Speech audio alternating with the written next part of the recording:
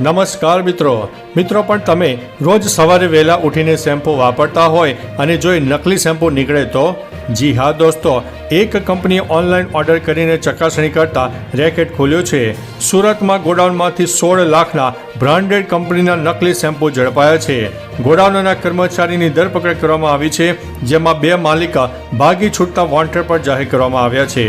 હવે મિત્રો સમાચાર વિસ્તારથી જાણીએ તો અમરોલી છાપરા ભાઠા રોડના એક ગોડાઉનમાંથી બ્રાન્ડેડ કંપનીના 16.36 લાખની નકલી શેમ્પૂ મળી આવ્યા છે, જેનું ઈ-કોમર્સ ઉપર વેચાણ થતું હતું. કંપનીના કર્મચારીએ અમરોલી પોલીસને જાણ કરી. પોલીસે અમરોલી છાપરભાઠા રોડ પર હિલ્ટન બિઝનેસ હબના બીજા માળે ઓફિસ કામમાં ગોડાઉનમાં રેડ કરી હતી, જેમાં બ્રાન્ડેડ કંપનીના નકલી શેમ્પૂ 1 લીટરની બોટલો 1400 નંગ મળી આવી હતી, જે નંગની કિંમત 1100 રૂપિયાની આસપાસ થાય છે.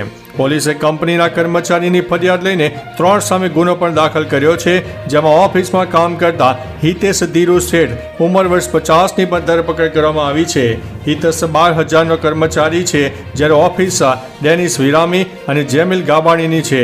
હાલમાં બંને ભાગી ગયા છે અને આ નકલી શેમ્પૂ ઓનલાઈન વેચાતું હતું. તો મિત્રો તમે પણ થોડા સચેત રહો, સાવચેત રહો અને નકલી વસ્તુઓથી દૂર રહો. તો ચાલો મિત્રો, ફરીથી એક અગત્યના સમાચાર લઈને મળતા રહીશો. ત્યાં સુધી અમને રજા આપશો. નમસ્તે.